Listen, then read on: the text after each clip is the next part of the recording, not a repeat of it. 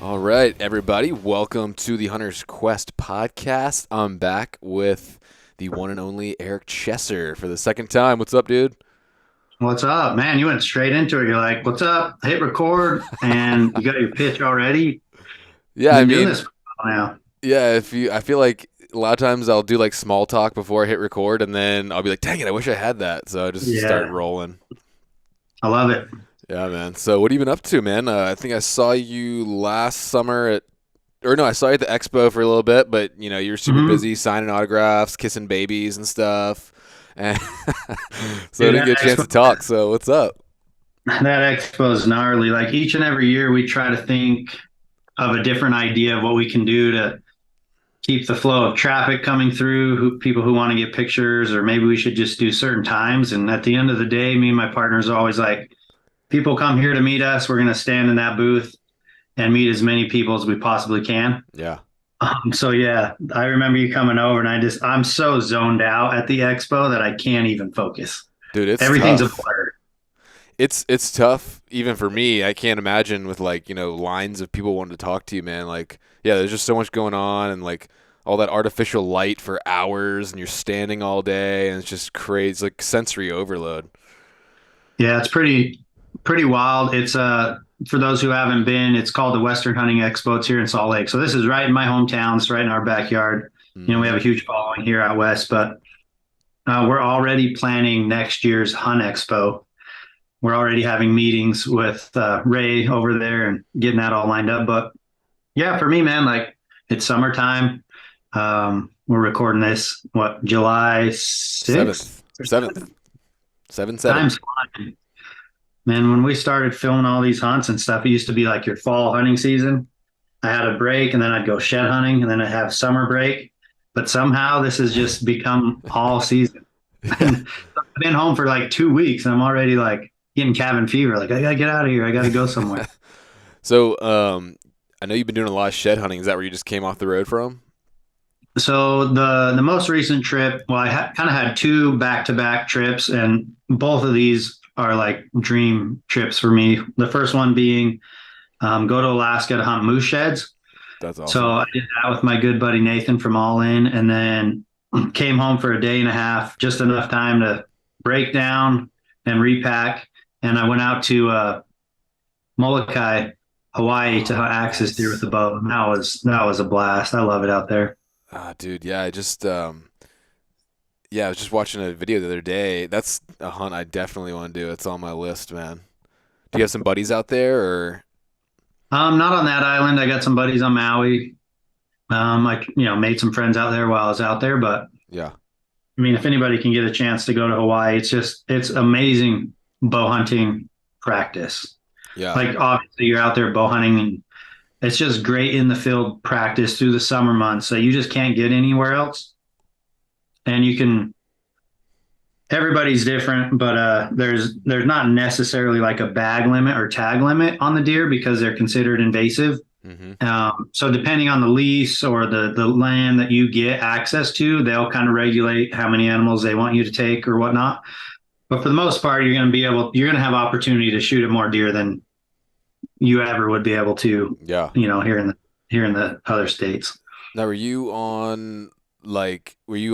using an outfitter or something that like normal guys like me could get a hold of, or do you have a It's connection, pretty or? tight there, man. The thing I've noticed when I start getting invited to certain things is people. I always thought like, oh, people would want promotion. They'd want like, maybe trade a hunt for promotion. But between like, we'll just mention the last two, Alaska and Molokai, people are hitting me up, and literally both people have been like, "Hey, man, just keep it tight-lipped. We're full, we're booked. We don't really need exposure." Gotcha. So I'm trying to even get myself like a week in some of these places because they're so booked up. Wow. It is kind of hard. There's obviously people on the different islands that you can probably reach out to and line up a hunt. They're pretty expensive, but yeah, to kind of get like your own week, it's like you're Not trying to easy. navigate through the network without burning bridges and stuff. And, for example, like I don't even have myself access to where I went. And that's honestly more out of respect out of the group that put it together for me and invited me. I don't want to just like backdoor them. For And you guys sure. could probably relate to that. Those who hunt the states that are a lot of private land, that's just kind of how I Hmm. think the silent code is, right? Where if someone invites you, you Oh shouldn't, yeah, you should respect the connections and respect the network because these things have been built over years, for sure. and it'd be kind of a dick move to try to backdoor people. So I always, I mean, I had to learn that the hard way. I didn't know about that. I was like, well, I just figured, I can call and work with this guy and everyone's cool. But over the years of traveling and stuff, it's kind of been a learning experience. Just respect the network, Yeah, ask for.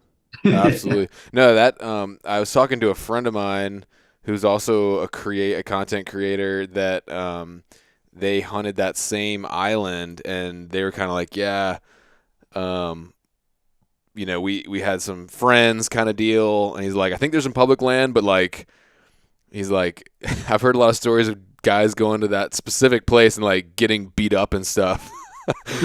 Like apparently the locals there aren't too keen on outsiders coming to hunt there. So, but I don't Yeah. know. Maybe I'll shoot that out a couple years and maybe just start working on that or something. But that is something that I do want to do.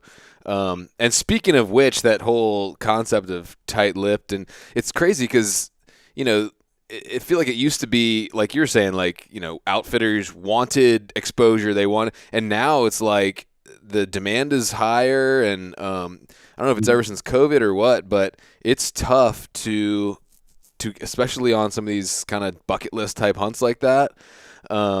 And so the reason I mentioned that is because I got a trip this August to go hunt caribou in Alaska, and I had to do some like finagling to even get that. And actually, it's the folks that I I believe. Did you go on that trip, the river trip? I went last year up the river. Yeah, Okay, yeah. the transporters take you up the river, drop you off. Yes. So I want to talk about that specifically. We won't. I guess we won't mention the name of the guys or whatever. Um, but yeah. So I called him and like, yeah, man, we're booked like 2 years out. And I was like, listen, dude, Yeah, I know kind of what I'm doing a little bit. I don't need a camp. Just take us up on an off day, and then I'll float out myself. He's like, let me talk to my partner. And then he's like, yeah, we can do it. yeah. So you got to like kind of work it a little bit. You really do. Some of these things you just assume that these people would either need or want the business, and sometimes that is the case. Don't get me Yeah. wrong. We've worked with people that they'll maybe even trade a little exposure for a cheaper price or whatever. But man, a lot of these things that are in high demand, they're just like, yeah, dude, like don't tell anybody. We like you. You're easy to work with. Hmm. You're just in and out. We don't want to deal with a bunch of people. I don't want to answer DMs and emails all day. Yeah. And like I these mean, air transporters and stuff up there in Alaska too, man. It's like you got to like know somebody even to get. It's not like you can just call and book a hunt anymore. It's like you got to like you got exactly. to have history with these people. Exactly. Yep. The place I went to Alaska, I mean, I was like trying to keep this place tight-lipped for my own self, right? Because you're stabbing yourself in the foot if you start to promote it too much. Yeah. And I've learned that over the years, even just hunting public land out here out west. I mean, I'm trying to like not show the backgrounds all the times where I Right. shed hunt or hunt. It's bound to happen and people catch on eventually. But yeah, like I remember in Alaska, it was like, hey man, this has been fun. This time of the year, I'm really just busy transporting fishermen anyways, but you guys are easy to work with. You're passionate about it. I'd take you out again, but don't tell nobody, Yeah.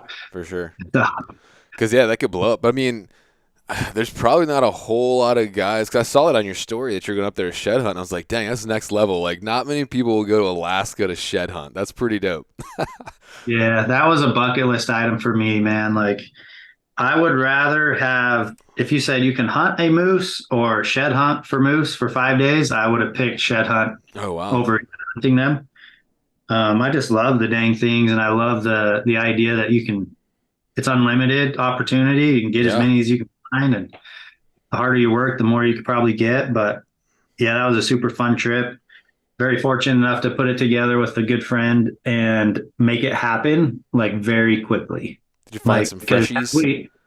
had we not like booked it then, it would have been mosquitoes. It would have been all the brush would have been leafed out. So we Hmm. really timed it just right. and got in a window again when the ice had just barely come off. The planes had just barely come out from being winterized, all the ski planes, and it Yeah. just worked perfect. So yeah, super lucky to make that happen. You're not going to turn those into dog chews, are you? I've one of them I did. I gave my dog one. I was curious. I was curious if you'd like it, dude. Moose antlers are so different. At least the ones in Yeah. Alaska. Iris moose here in Utah, they're heavy, they're dense, they're hard as a rock. Those antlers up there, I don't know if it's because they're just in the humidity, they're around water all the time. They're more Mm-hmm. soft. Hmm. Like if an elk breaks its antler fighting, I mean that thing is shattered off, like sharp edges. But these Yeah. moose antlers would be like doled out, Hmm. almost more like a horn in a way. It's very hard to describe, but their points would be pushed and like bubbled in like almost like a carbon arrow, right? Like little spines and little Hmm. fragments that looked like antler, but very different than an elk. So my dog chewed right through the dang thing. Oh, interesting. Yeah, man, that's so my first ever trip to Alaska, which is actually my first ever like Western hunt, crazily enough. We didn't fill a tag, but I found it's actually in this logo right here. This is the actual shed. I got it over there, a That's caribou cool. shed. And that was the only I came back from the hunt with, other than just like a life changing experience. But yeah, we went to I think Walmart after and just bought some boxes, and then like I think I can't. Yeah, we just checked them on the airplane. So what did you ship yours back, or did you check them on the airplane, or what? Yeah, so we had 23 that we shipped back. It was kind of a nightmare. At the place, we put it on one pallet and shrink wrapped it and boxed it. That pallet would have made it perfect to Salt Lake had they allowed like pallets, which we figured they would, is air cargo. Yeah. But when they get there to ship, they're like, hey, we would rather break it down to small boxes because once it gets to Seattle, then it's going to move through like a different carrier.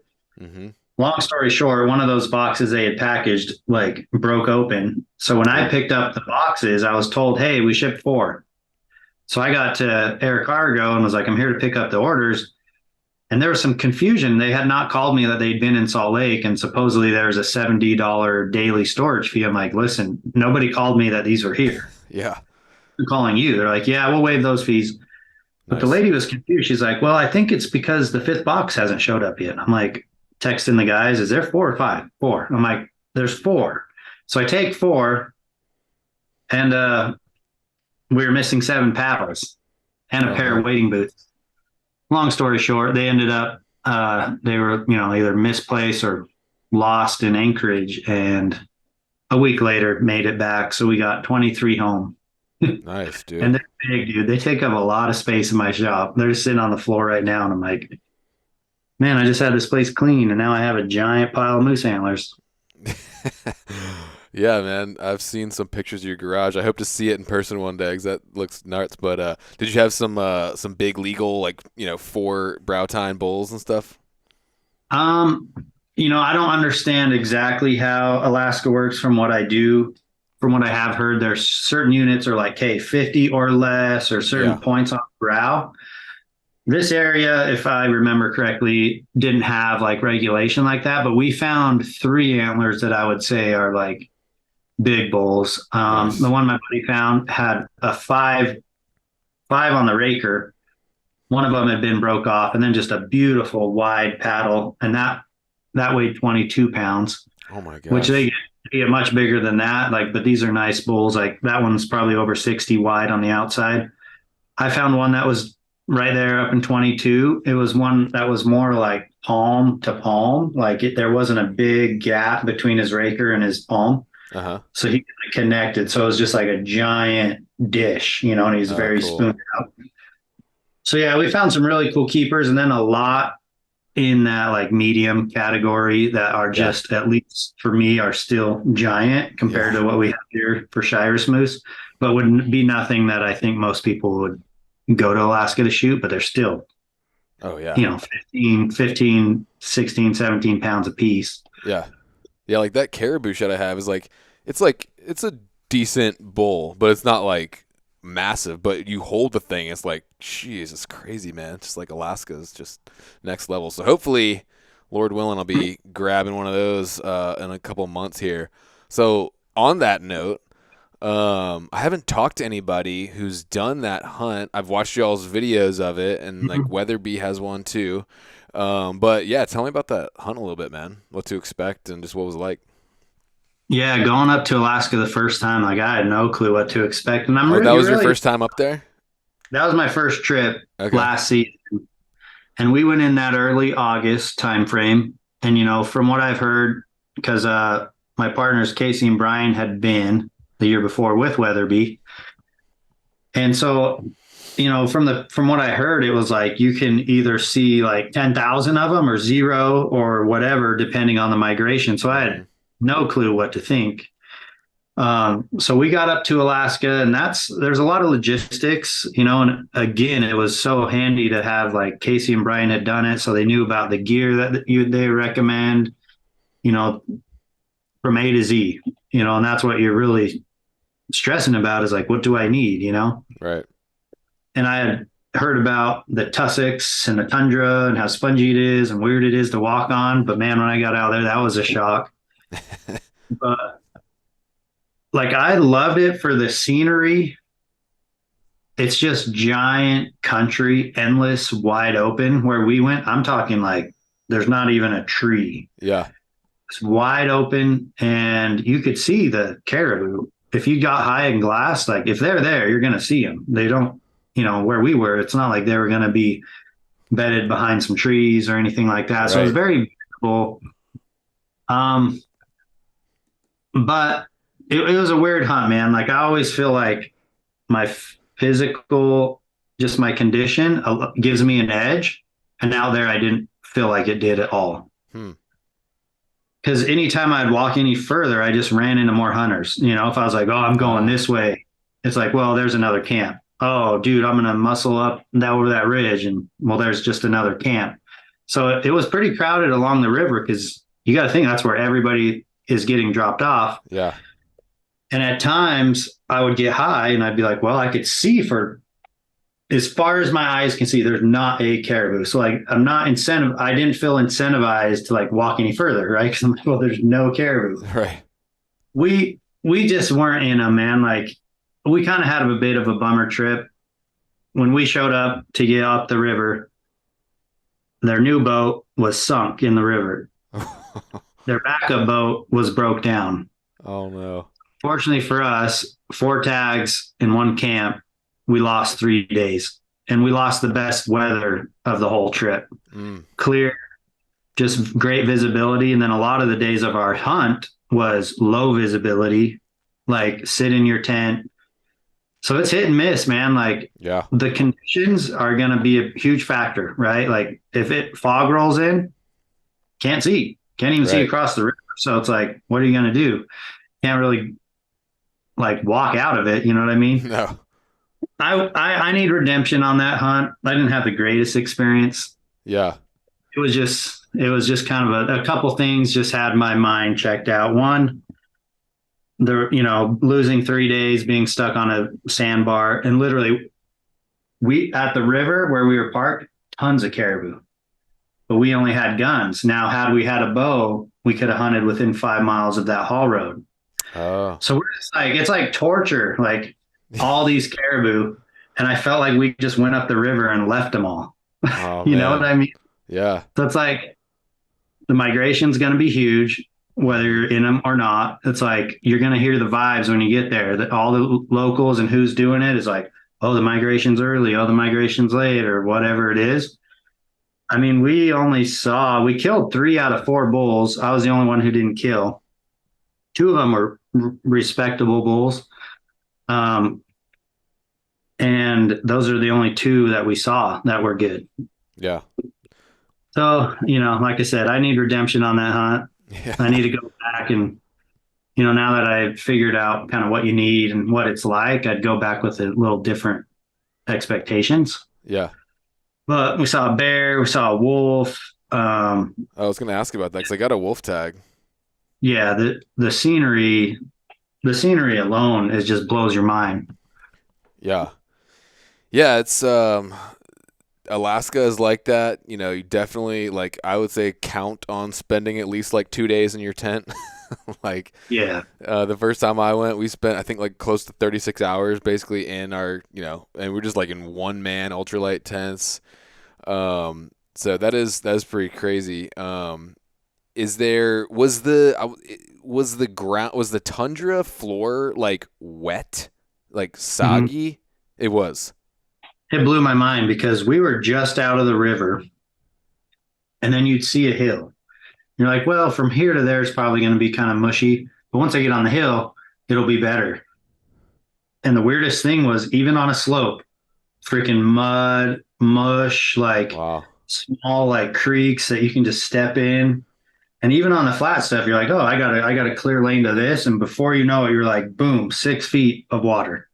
Like, how do I navigate around this? So it was very, you just couldn't read it. You just had to, the only way to get around was just to go for it. And then once you got an obstacle, change route. I mean, obviously, once you get up a little higher up the hill, you kind of like get to harder ground. Yeah. But I remember just thinking like, oh, the slope will be good. But sometimes the slopes have like little benches and stuff, and those benches will hold a lot of water. And then Hmm. an interesting thing is we came across like a mudslide, and that's when we got to see the permafrost for the first time. And sure enough, about 12 to 18 inches underneath the tundra, solid ice, Wow. like solid ice. And we Like jumped down it frozen and it mud or like clear ice? was clear. More, I mean, the edges of it were kind of muddy as like, the mud would come on it. But if you Yeah. wiped it off, it was like solid ice.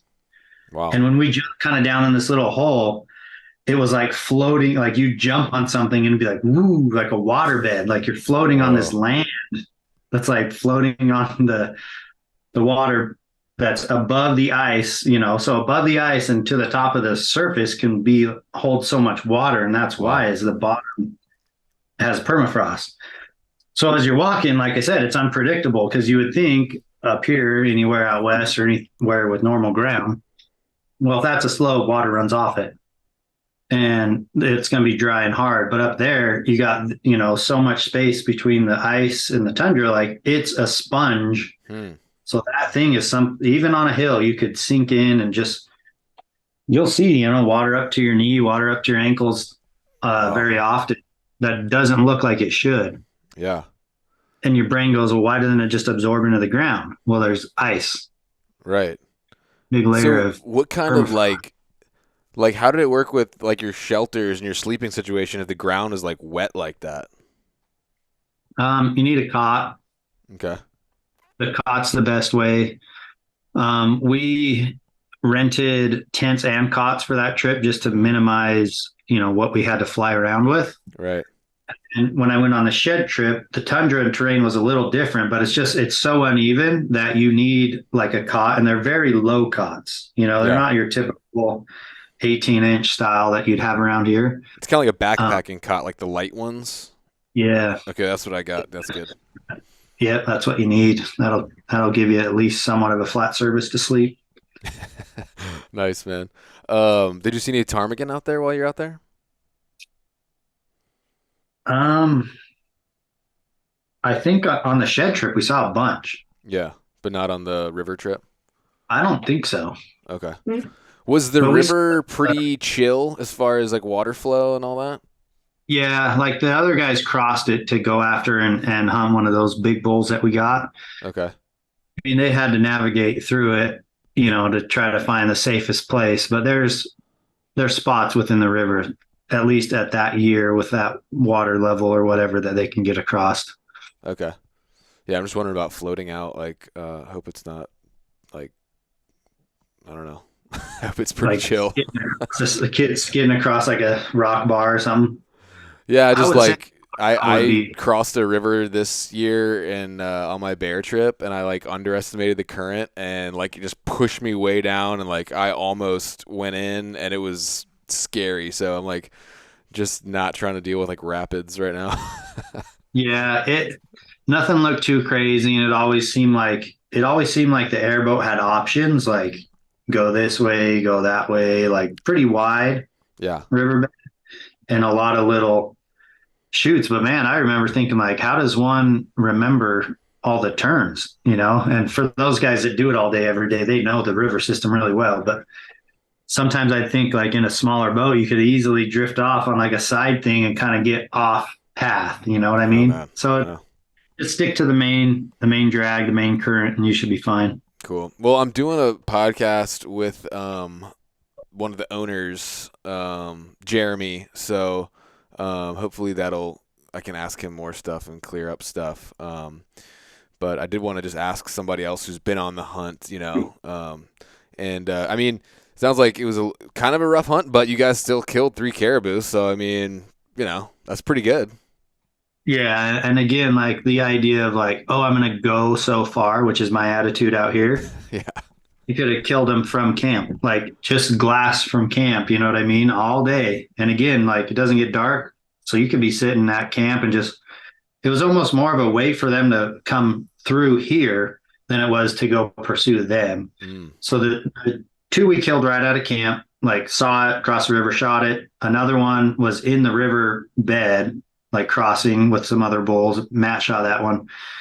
I'd say the one that Casey got was somewhat of a like, hey, let's leave camp and like get the, go find one, and he got that one. But it wasn't very far from camp. Like staying at camp would have been just as good as like hiking all over like I tried. Yeah. Okay. Cool. Um, you said you saw one wolf, just one. Was it far We saw off? well, it was pretty gnarly because we were going up the river and this caribou was kind of in the river, like struggling. And then so all of us were kind of like looking at this caribou, and I'm looking up river and I see this thing jump in the river and start swimming across. I was like, is that a wolf? Dude, this big old freaking pretty wolf came out of the river, and Logan got some awesome footage of it with the really nice camera in slow motion. This wolf comes out of the river and it's on the rocky bed. And as we're like going by it like this through the window, he's just shaking, doing Oh that. But yeah. look, gives us this look like, what are you going to do about it? Like, so Casey had a tag. You can't like shoot from a boat or anything. So we tried to pull over and do that. But by that time he was gone. Yeah. But now we had this caribou that was wounded, and he was bedded on like a rock bar, a sandbar, whatever you call them, kind of Yeah. as the river breaks and stuff. There was this dry patch, and he bedded. And after the boat left, all of us were like, we should watch him because that wolf will probably be back. Sure enough, that wolf came back, and he was like 700 something yards away, and he never did go pursue the caribou again. I'm sure he did later in the night. I would just imagine maybe he went back to finish him because the caribou, he wasn't going to make it. Yeah. But we got some video of that wolf through the scope. That was the only wolf we ever did see. Okay. Yeah, I need to But go back and watch that hunt again because I think I saw it, but it was a long time ago. Or no, that's a pretty new, maybe. But okay, you weren't there, but your crew has been out there before a long time ago, right? 2 years ago, yep. I think Casey that's and the B. video I saw, and I haven't seen the one you were on yet. Yeah, go to this last year. It's called Barren Ground. Okay. It's kind of the first uploads of our last fall season. Okay. And there's two parts. And I mean, again, it's super cool. Like the video shot so well between Logan and Matt. And just, I think it shows exactly like what that experience was like. Yeah, I'll definitely check it out, man. Um, Last question on Alaska, then I want to move on to elk. But is there anything that you didn't bring that if you were to do it again, you're like, I definitely would bring that gear wise? Um, these two trips are different. My last trip, the first trip I went was so muddy. I'm like, I just wish I would have just had chest waders and wading boots. So that's what I did on my second trip, the shed hunting one. And then on that one, I was like, I wish I would have just had tall hiking boots with gaiters.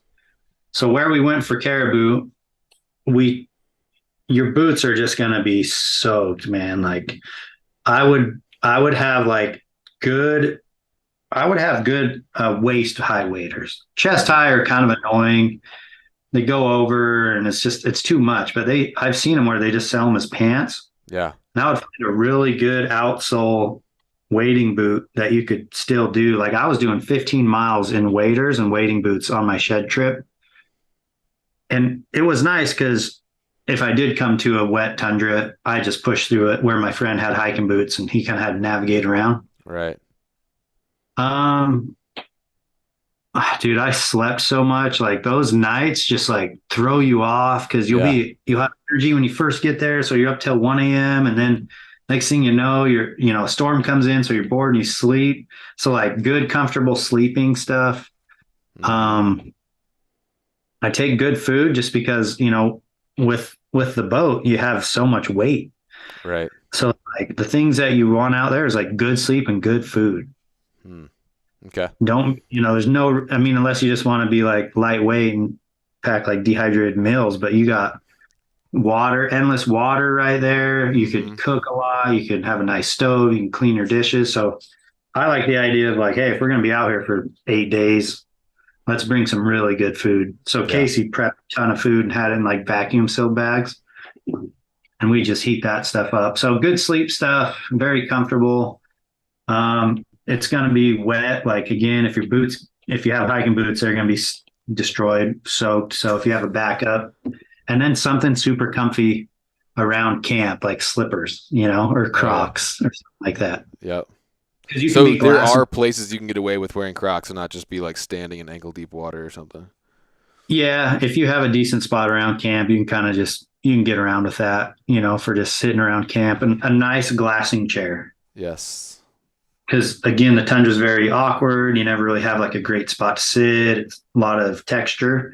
A Hmm. good glassing chair to sit, get your tripod in your lap, and get binos on a tripod. So Hmm. you want binos on a tripod because you're just going to be sitting there doing this all day, and it's just so much more comfortable than holding them. Yeah. Yeah. So good glass. I love. I'm a big binos on tripod guy. Yeah. All right, cool. So you give me lots to think about there. I like it. I want to shift over to elk because you're the elk man, and and yeah. So I think I was telling you earlier, and people that are listening might get like bored of me talking about it, but I was like, yeah, I'm gonna, my goal is to kill my first elk this year. So I put in for the Montana General. I was like, I'll probably draw it. And then I was like, I was applying for some other stuff in New Mexico. I was like, I gotta throw in something into the draw for New Mexico. Just what the heck. Yeah. Boom! I draw this like awesome muzzleloader elk tag down there, and so my first ever elk hunt. I've been on elk hunts filming, but I've never been the one with the tag in my pocket. So my first elk hunt like ever is like this really hard to draw great tag. So I'm super excited. It's a little bit of a weird sense of like pressure at the same time, but I'm trying to like just ignore that. I Hmm. told you over the phone what unit it was. I'm not going to say it on here, obviously, but have you ever hunted that unit?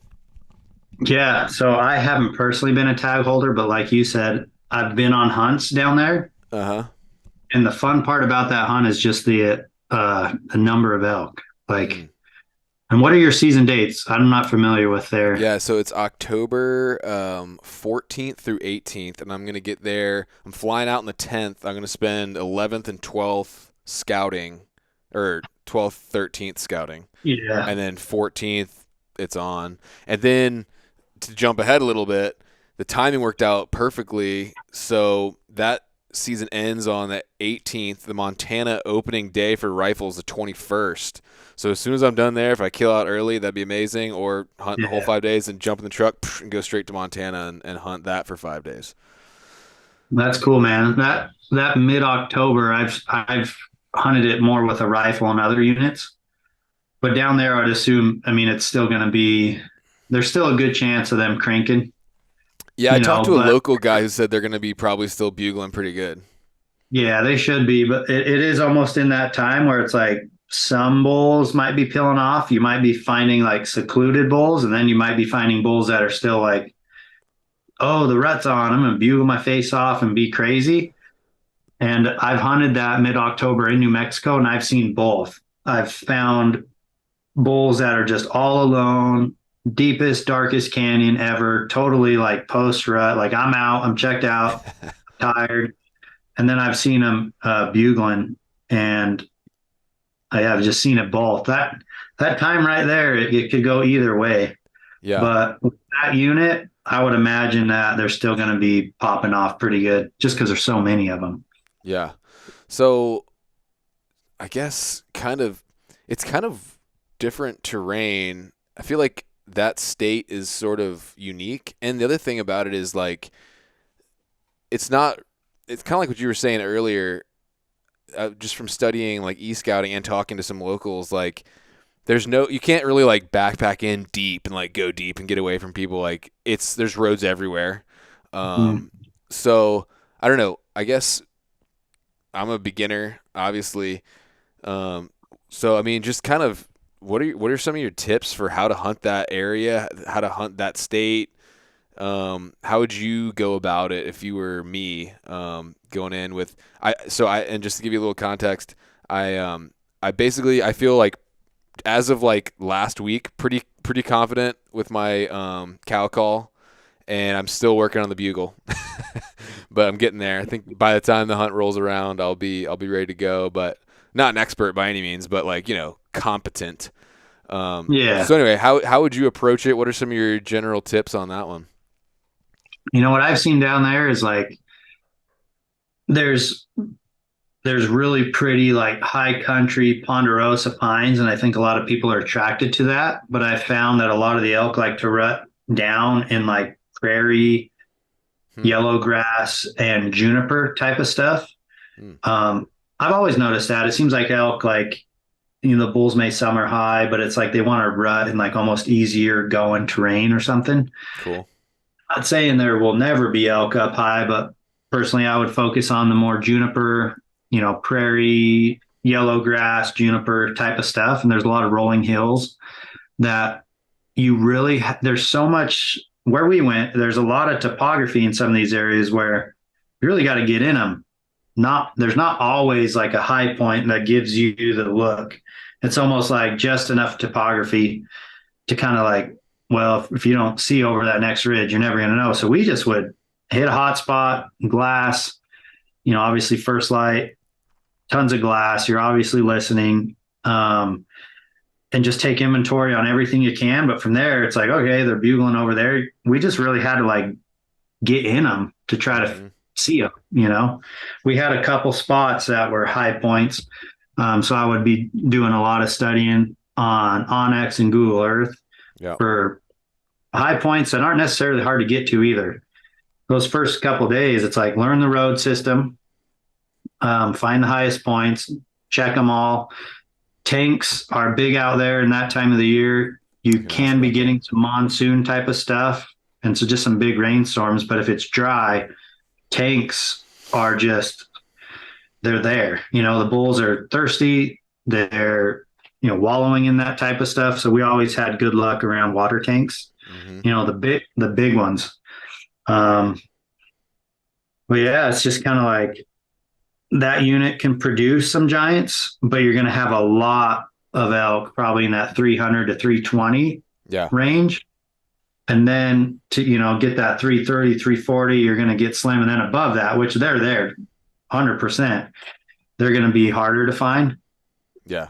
So I would just be glassing a ton and kind of trying to look at the big picture those first couple of days and trying to learn the road systems. That way, if you're, say on a glassing point and you see that one over there, it's like you'll know whether you need to be on foot or navigate maybe a different road system.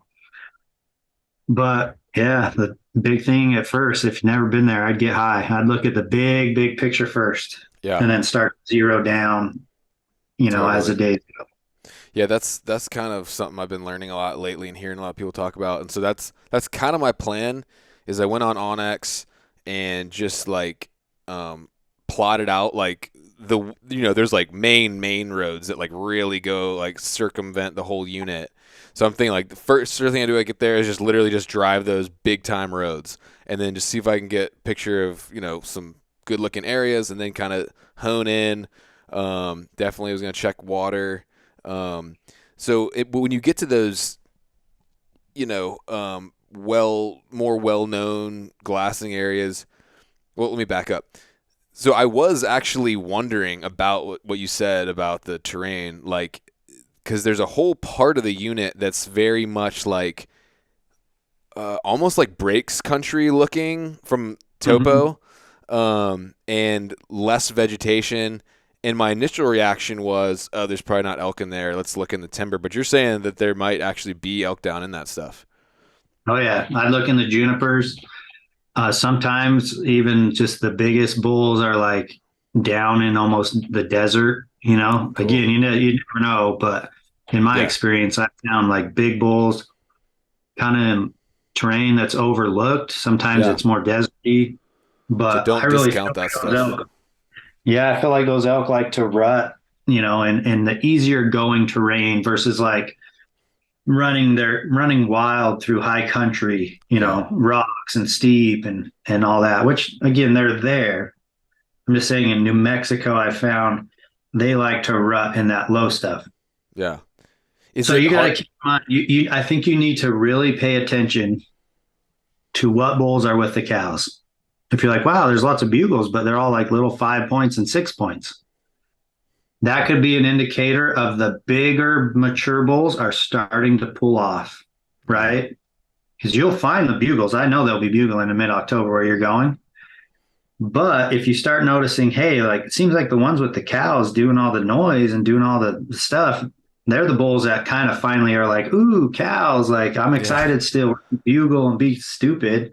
Meanwhile, the bigger bulls are like trying to get secluded, running off. So that mid October, that's kind of that time frame where you'll see a little bit of both. Yeah. And a big bull surely can be with the cows. There's no doubt. But don't rule out the fact that, hey, maybe some of these larger, older bulls are starting to pull off and just be secluded, be quiet, and they're really just trying to rest, you Yeah. know? Yeah. So, couple of things. So, being that is my first elk hunt, I'm not picky to be honest. Like, I want like a decent one. Like, I want a pretty nice one, but like I'm not gonna be passing up like a 300 or a 320 bull. I'm just like first elk. So so that's I think that's good, and hopefully those ones will be a little dumber. Probably will be. Yeah, you could probably have a lot of fun with those 300 to 320s, calling them in. They're pretty vocal down there from what I've seen. They're Okay. pretty active and they'll come to calls. Nice. I Um, think if you spend that many days scouting, you'll probably have an idea of kind of, what to expect, what to maybe hold out for a little bit. yeah. Are they when if let's say I do find some down there in that kind of more open country, is it still fairly stalkable, or is it pretty tough to stalk? Because this year, New Mexico just went to no optics, so I'm going to be probably in that 150 range, maybe 200. I haven't tested out my setup yet that far, but That's true. I'm going to be open site. I'm about right now as it stands. I'm about 4 MOA at 100 yards with my CVA. So I'm thinking 150 right now. Maybe by then I'll be able to stretch it out to two. But Mhm. how's it like stalking down there? In the lower stuff, again, there's not, it's just, again, this all is relative, but sometimes there's Sure. not a lot of topography, right? So it's like you hope they're calling and you hope they're coming because that will really increase the chance of getting like a good visible look and a good clear shot. Um, it just depends on where you're at. There should be, enough topography to if you can see one, you should be able to try to slip in and maybe get like across a draw or something like that. Hmm. Or I would, that time of the year could be effective to sit water midday. They're tired. They're still running around, and if you find like a good water hole with a ton of tracks, and if you notice, hey, they're not calling as much midday, but you don't want to just go to camp, Yeah, I'd sit water. That would give you a good opportunity to shoot that's closer. that's a good call. That's what I say to everyone, man. Like, hey, what's a couple tips for elk? It's like increase your odds, man. Stay in the Hmm. field. Yep. Some days I do all day sits on water, and it's like noon, one. It's like, well, had I been at camp twiddling my thumbs, like there's no chance. But if I'm out here, at least I'm increasing my odds. So take advantage of 100%. every tool in the tool belt. 100%, man. Yeah, I mean it's only a 5 day season, so it's like Oh, you dude, got 5 days fly by. Like yeah, oh, yeah. You can get 2 days of fog. Next thing you know, it's like we just lost 2 days. I mean, that happened to me last year Wow. in New Mexico. Yeah. That's crazy, man. So as far as, like we were saying earlier, it's not a backcountry hunt. So, I'm assuming that the glassing spots and the tanks are, all fairly well known.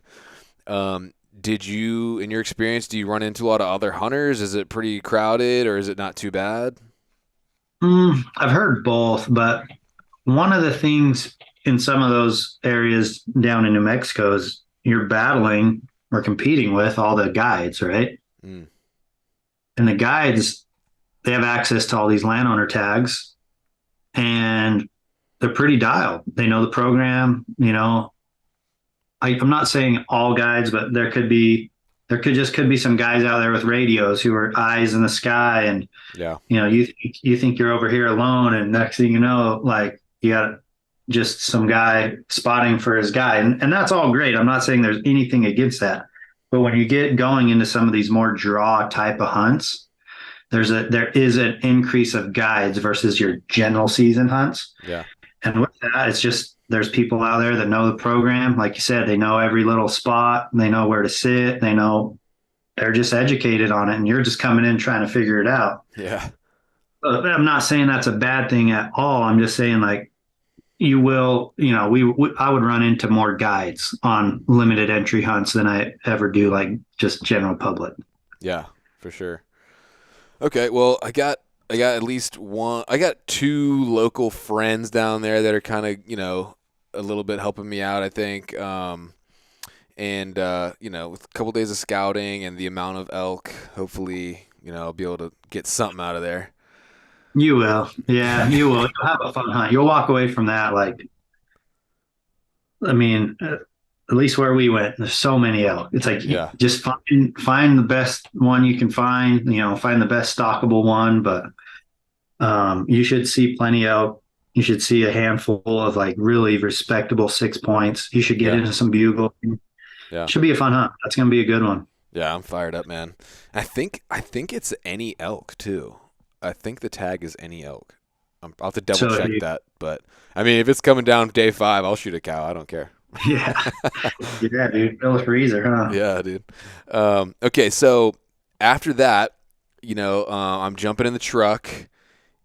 Maybe, who knows if stuff goes really well, I get one early and I can get up, maybe get a day scouting. But in all likelihood, I'll be rolling into Montana, not much time to scout, and kind of, going from like a amazing draw tag to just straight up general elk. I don't know. Kind of same question there, man. Like any just kind of pointers on that one? It's a totally different type of hunt. Yeah, I personally never hunted Montana. Okay. Sometimes I hear from those who have. I see some people have great success, like with the general season hunt. So I know there's an awesome opportunity to find like really nice bulls, right? Yeah. This may be just the people I talk to and know, but it's like they're battling like all the elk are on the private, giant herds are down in these private grounds. So again, I don't know where you're going or what your plan is, I don't either. but yeah, I wouldn't even know where to start. I've never hunted Montana myself. I've tried to get that general tag, I think a couple times and never drew it. Really? Yeah, but I I drew it with mean, 0 points. It's a 74% draw with 0, and then you get to 1, it's like 10%, and then 2, it's like 90% or something. man, I must really suck at drawing that state. Yeah, I don't know. I mean, some of the country I see them, it's like really pretty, right? Like pretty pine trees with like yellow grass through it all, and it's very scenic. It's very visible. But I've just never hunted the state. I don't know. I'm sure their terrain can vary from high to low, and I don't know what to expect Yeah, out there. that's okay. Well, hopefully, yeah, that one, it'll be fun. I think, if nothing else, to be like, if I don't get one in that first hunt, at least I'll be like, oh, I got the second chance, because it's Yeah. only that 5-day season. But it will be definitely interesting going from, that it'd be two completely different experiences, man. Well, that's kind of what last year was so fun to me was this 5 for 5, right? I had five Yes. elk tags five Perfect states. segue. I wanted to ask you about it.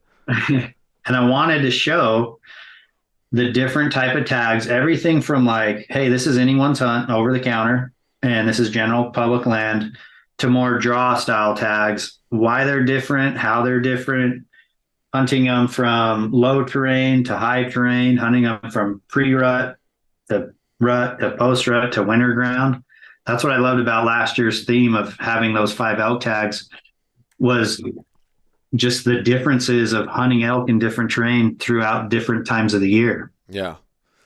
So what was your favorite one? I gotta ask. You, And not just like favorite like bull, but like favorite yeah. experience.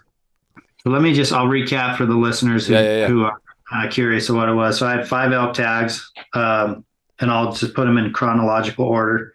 Hunt number 1 was Colorado over the counter archery elk. So this is like anyone's hunt, right? Yep. I'd say Colorado is possibly the most popular state for that OTC elk hunt. Mm-hmm. So that was public ground. That was my first hunt. The second one I would roll to. Did you kill one on that one? Yeah, I killed one. It took Okay. me. I was out in the field like 19 days. Wow. Um, dude, that was like redemption because I had Colorado OTC, and I obviously, trying to go 5 for 5. It's like, hey, this is number 1. Yeah, you gotta You know, start off on a number good 1, foot. 5 for 5 is over. So then it's 4 for 5. So I hunted hard, man. We just were on the grind. I had a young kid come film me. He was super fun and, positive, and never complained about where we went. And we slept on the ground most every day, just, sleeping bag, backpack hunting. And we switched units. We went to 3 different units over this time frame. And I killed on the second to last night of the Wow. hunt, and a really, really, really nice bull for that tag. Did you pass up other bulls, or is that kind of your Oh, best first I never I opportunity? passed up. The only thing I passed up was a cow. Right Okay. before I shot that bull, I had a cow at 23 yards, and I'm thinking,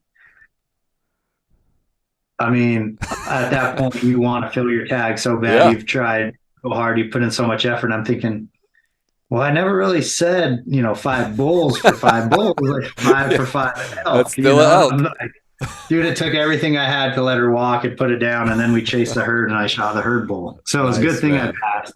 Yeah. Oh, it wasn't like a ton of opportunity. I mean, you'd hear a bugle, and then you just shut up. Last year was super hot, super dry. Everybody across the state was like, "Hey, the elk just aren't. They're not vocal." So that was all of September. It took me Yeah. to the very end. Which side note, in the Southwest this year, I've heard like amazing stuff about potential antler growth with the amount of moisture. Oh yeah, Another thing I'm stoked good, about. tons of moisture. States like Arizona and New Mexico, um, those elk, again, this it's not like a whole bucket of the state, but a lot of those elk are dependent on the moisture and the feed for their antler size. So their bulls can fluctuate a lot year to year based Yeah. off the nutrition. Where a lot of the high country elk, I'd say in some of Utah's units, even if we get considered a drought, like, well, they're still high country and they're still great feed, but sure, it does roll into our elk, no doubt. But I think New Mexico and Arizona are kind of those 2 states where it's like, it's either gonna those rainstorms and those late snowfalls are kind of make and break For of the sure. potential antler growth for those bulls. Anyway, side note. So it's hunt number 2. Number 2, New Mexico. It's a draw tag. It's a draw unit. I'd say it's a little more less desirable than like the units you have. It's still a draw tag, which I did not draw through the public draw. I was able to get a landowner tag. Okay. Archery Um, or it was rifle hunt, okay. mid-October. So this was a cool hunt because opening day we found 2 bulls that were together, secluded, and they were post rut. I mean, they were off the cows. They had no interest. I mean, all they did was feed and lay down. They weren't listening to bugles or nothing. So that was the first hunt I didn't tag out. I kind of went in with the attitude of like, hey, any 6 point is fair game, like a nice 5 or a 6. Mm-hmm. Well, on opening morning, I saw a really, really nice bull. So I dedicated the whole hunt to just only shoot him Yeah. and I passed on opportunities on other bulls. which I lost a couple days to fog and cold weather and snowstorms, and walked out of there without filling the tag. But I was like, I couldn't not hunt that bull. Yeah. So for that unit, he was just a super nice bull. So that was mid-October. And then the first week in November, I went up to Idaho. General season as can be. The most popular unit probably in the state. Killed a bull, I think, on day 2. But here's what's cool about that hunt. It was a back-to-back. It's a film on our YouTube channel. The last few days of October, I was hunting deer. And then I figured the first week of November, I would hunt elk. Yeah, I watched that one. That was cool. The first thing I do is hike up to this canyon. I'm hunting deer. It's open season for deer, and boom, 2 nice bulls and a bunch of cows. Yeah. And so it's like, well, if we can leave those, without being pushed, I could come sneak back in here and shoot them opening day. So we backed out. I ended up shooting a small buck, and I filled my mule deer tag. And then we used that next day to backpack into this area. Woke up. The elk were just kind of scattered, and hunters were all over. And we saw 2 spikes get killed right underneath us. Meanwhile, trying to figure out where the bigger bull went, never could find the bigger one. But our number 2 bull, which again was just a small 6-point, we shot him the next day. So we were backpacked up and woke up to like 8 inches of snow. And I'm telling you, because I'd never killed an elk in the snow. Oh, cool. It was just the most beautiful high country, mountain scene, all fresh. Storm blew out, clearish skies. And then we see this bull just doing his program. He got away from all the hunters on opening day. They all left. Day two, being somewhere that I think if anybody else was up there, it's like most people would be like, this is blown out, 2 spikes are killed. They've been gutting on them. And now all the elk are pushed out. Well, sure enough, day 2, this bulls did the same thing. Oh, wow. We couldn't get him day 1 because some other hunters were closer. They shot a spike right underneath him, and I don't think they saw him. So we killed him day 2. That was first week of November. So that's interesting, though, that you say that. I'm just kind of highlighting that even for my own benefit. But a lot, like you said, just to reiterate, a lot of guys would have been like, okay, they shot 2 elk in here, it's blown out, but you stuck with it. Now, is that because you had experience before knowing that, like, hey, opening day or the day after they might still be there? Or, I mean, what led you to believe that they might still be there and not it was blown out? I would take that back to the fire bull video where even when I shot the bull in the shoulder, I was so convinced that these animals are so habitual, especially that bull, because he was an old, mature bull that was always alone. He was never with any other elk. Hit him in the shoulder blade, and I was like, I'm just going to keep hunting him right here. And I killed that same bull 12 days later. So that was kind of proof of like, dude, these animals are habitual. They're not just like, sure, you can spook them. Don't get me wrong. You hit them with the right angle and they see you and they hear you and everything, dude, they're gone. They might be 2 canyons away. But in this instance, there was just so many elk up in there that even with them shooting the spikes, I was like, trust me, I was only going to give it 1 day. I was like, dude, we'll give it tomorrow. But if we're not seeing them, like, we got to bounce. We got to get to plan B. Okay. So I think that had a lot. Note that. That's interesting. Yeah. Just they're habitual, and not always, but sometimes you bump an elk, dude, it runs over the first ridge or it gets into that first patch of timber, calms down, and he's not pushed or anything after that. He's just back to normal life, right? Because these things are experiencing bears and cougars and coyotes and all the time. They can't just run from everything all the time. Right, exactly. At some point, they got to they're living their routine, they're living their pattern. And we had seen him multiple times up there already. So it's like, he's probably going to come back. So we got kind of lucky. He did come back. Yeah. Not all the time is that going to happen. But that's kind of what I reflect to is like, they're just habitual. Yeah. So that was Idaho, general season, public land, first week of November.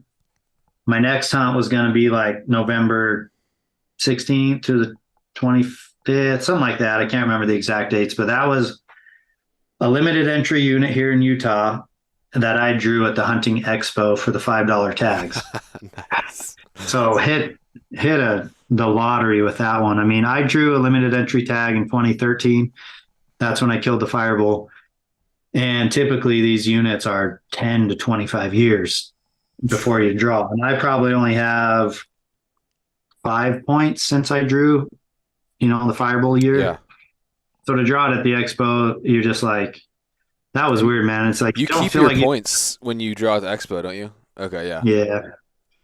So I went into that hunt. I had a good friend, Nate, who was just kind of doing some scouting, showing me some of the previous years that they've killed bulls and where. And it's kind of sucked because in my head, I don't know what it was. Let's just give an example. I thought it started on the 20th. So I had all these days to scout. And literally like the week of, I found out and looked on my tag that it started the 16th. So it was a situation like that where I lost 4 days, which I'm just scatterbrained all season. Like I'm just going one hunt at a time. I didn't even notice it started so early.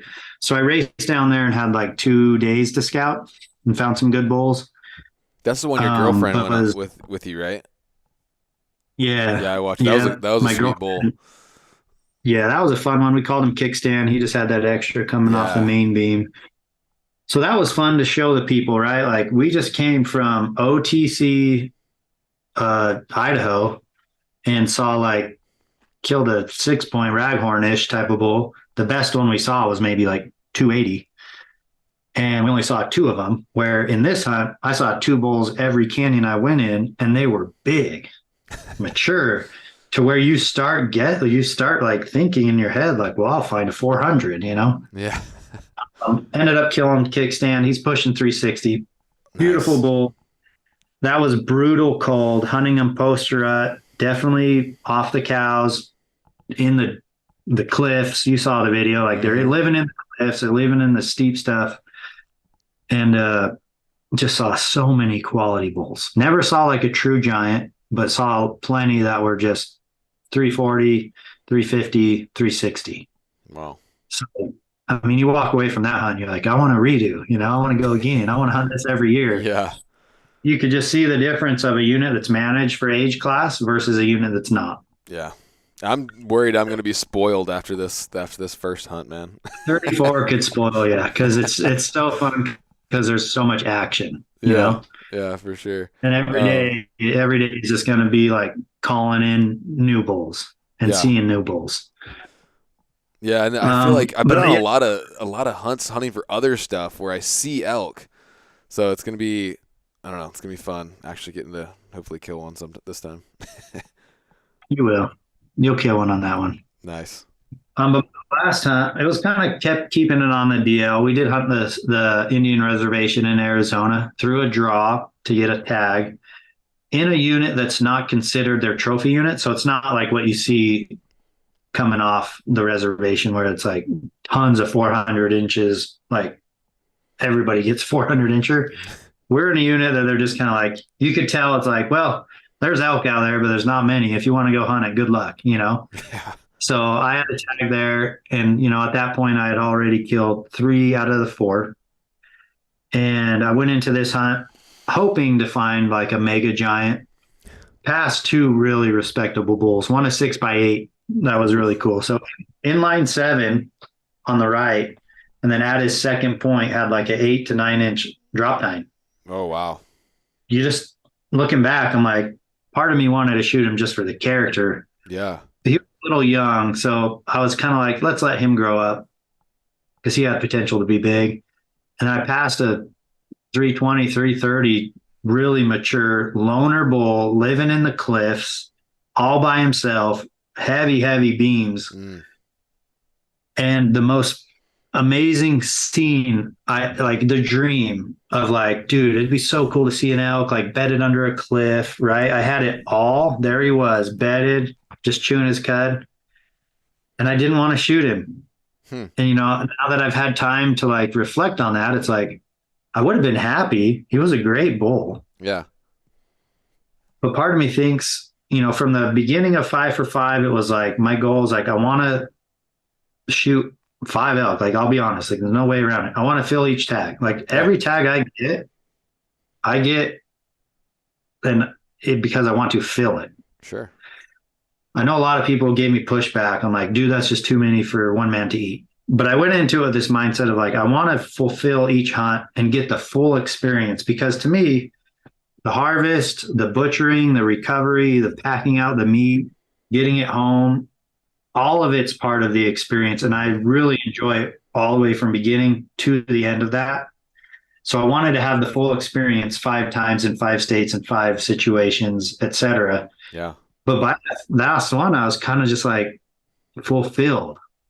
Like Hmm. I didn't need to kill these elk. Like I could have. I'm not like these are situations like with a gun, it was game over. I'm not going to say I wouldn't have missed, but these are situations where I truly feel like I just passed the opportunities because I was like fulfilled Yeah. and kind of holding out for like maybe there's a mega giant in here and we can just hold out and kind of have fun along the way. Hmm. But yeah, I just I don't know. Part of me was like I just didn't need to shoot another one. Yeah. No, that's respectable. I mean, yeah, you just you hit that point where you're just like, I don't need it, and Yeah, there's no reason to like force it. You know what I mean? So I think yeah, that's cool. You know, it's yeah. I kind of really that felt like progression as a hunter. You know?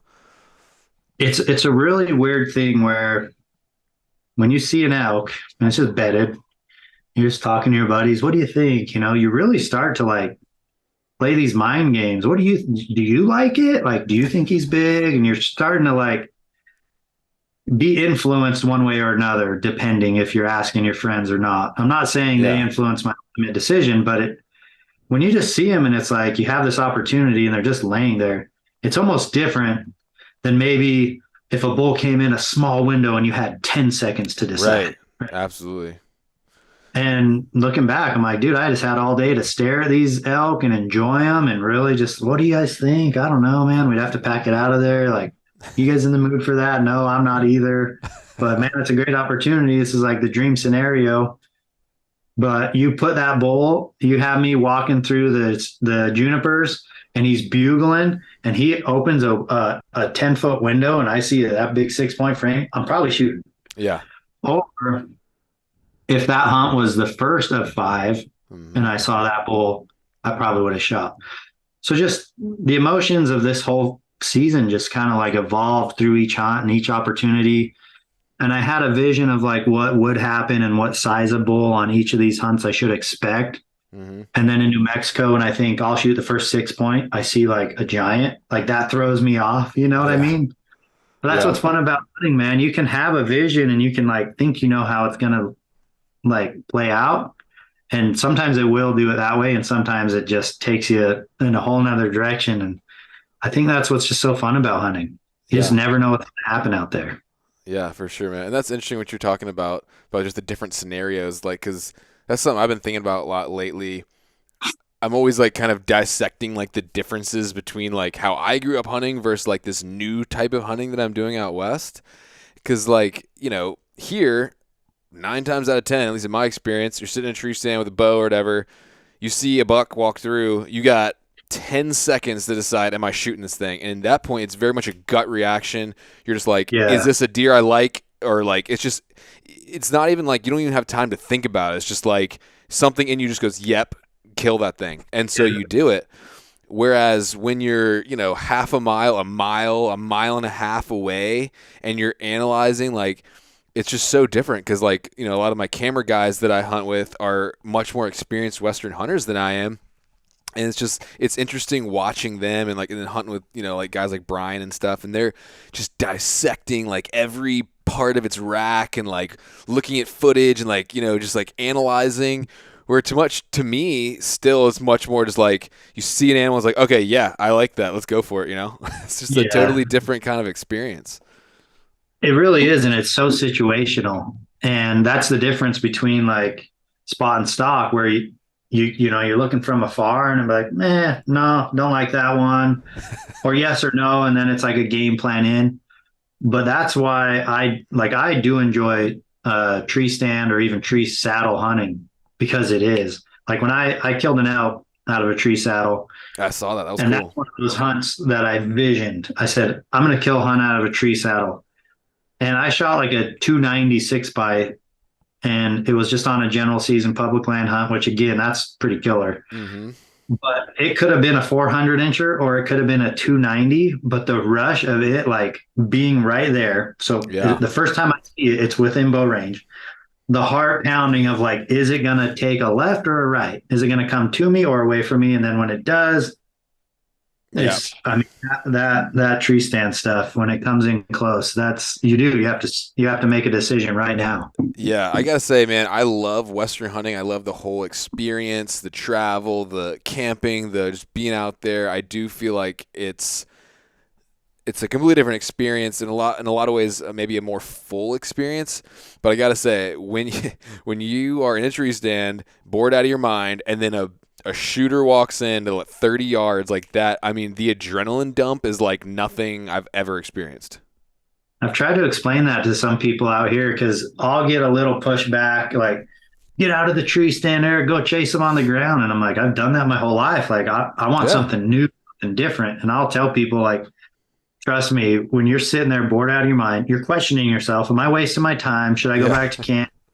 Is there even anything in here? And then suddenly you look over your shoulder and you see a shooter, yeah. but now Even you like a two grab, and a half year old buck, like that yeah, close, looking you straight in the eye, you're like, "Do, do, do, do, do." you say, yeah, like you said, see an animal, especially if it's a shooter. Now you got to like grab your bow off the bow rack, right? And there's still so many moving parts of like getting the shot and Yeah. making it happen. It's not like it's just a layup every time. No, So not at yeah, those all. moments where it's such a game of like every like is he looking up? Okay, look, he looked down. What's the wind doing? All right, can I grab my bow now? Yep. Okay, hurry and shift. Why is he behind a tree? All right, can I draw? You know Yeah, what I mean? It's totally. it's it's just completely different experience, and I would encourage anybody who's done one way or the other, try the opposite. You know, Yeah, if you've done tree stand, try spot and stock. If you've done spot and stock a lot, try tree stand. Man, you'd learn so much, and it'll make you a better hunter if you for do a sure. little bit of everything. You learn a lot. Absolutely, man. Well, cool, dude. This has been a great conversation. I kind of think I hit everything I wanted to talk to you about. But just real quick, what do you got lined up for this year? So 5 for 5 kind of came out of nowhere last year. And it only became a thing because I drew the expo tag, I drew out on the reservation, and suddenly I had four. And I was talking to my buddy Joel, Whitetail Fit, and he mentioned to me, like, oh, yeah, Cam Haynes and Joe Rogan were just talking about how, like, filling four tags and elk tags in a season that's pretty tough. And I was like, well, they were probably talking about bow hunting. He's like, no, they even mentioned, like, it's hard even with a gun. I was like, well, if I wanted, I can get five. And so it just became an idea, small talk. Then it created like a really fun storyline. And again, going back to like, I want to show you guys each season, each strategy, each terrain, each method. So this year, I mean, I never thought I'd get five tags again. That's bizarre. Yeah. But I drew the reservation. I drew Oh, New no way. Mexico. I was lucky enough to get out of state tag for Idaho again. Utah has a general season tag, and so does Colorado. So this year, I've decided literally within the last week to do 5 for 5 again. Yes.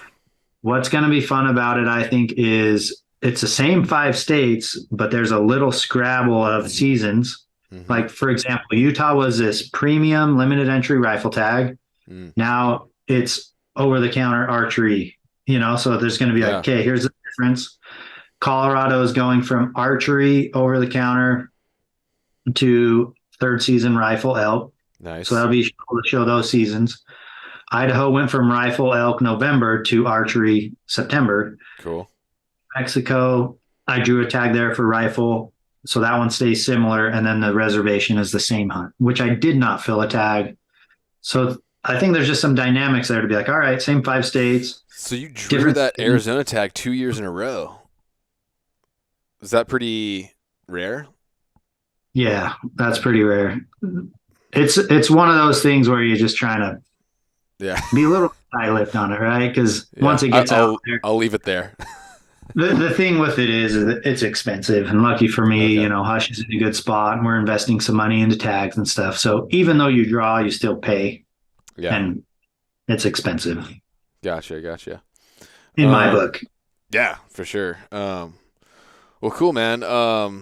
Yeah, I definitely want to do uh, a number three when your 5 for 5 ends. And hey, good Lord willing, maybe I'll go 2 for 2. It could I happen. know, 2 for 2. That's a storyline. Like Yeah. 2 tags, 2 states, different times of the year, maybe different terrain, different Yep. weapons. Elk tour. Yeah, let's see what it's like in a somewhat limited entry type of unit versus like your general season. Yeah. We'll follow up. Let's do after the season Yeah. ends. Let's Let's do follow it, man. up. I'd love to hear how yours went and what you experienced, and then obviously Alaska too. But Yeah.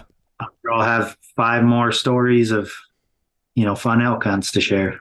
Yeah, dude. Well, as always, it's been really fun talking to you. And I'm sure everybody already knows, but in case they don't, where can they find you if they want to see some of your content we've been talking about? Yeah, all the best like hunting films that I put out are on the Hushin channel. So on YouTube, you search Hushin. It's a big elk antlers, our logo. We're on Instagram. We're on that new Threads. I guess that's a thing, a new another social media platform to be on. But yeah, Hushin or Get Hushin, you can pretty much search on any platform and find us. And then Eric Chesser on for my personal stuff. Sweet, man. Well, cool. Thanks again for taking the time to Yeah, chat, and looking forward to. I'm sure I'll probably run into you again at the expo, and then we'll get something on the books for next summer and compare notes. yeah, appreciate it, man. Thanks for having me. All right, buddy. Talk to you soon. See ya.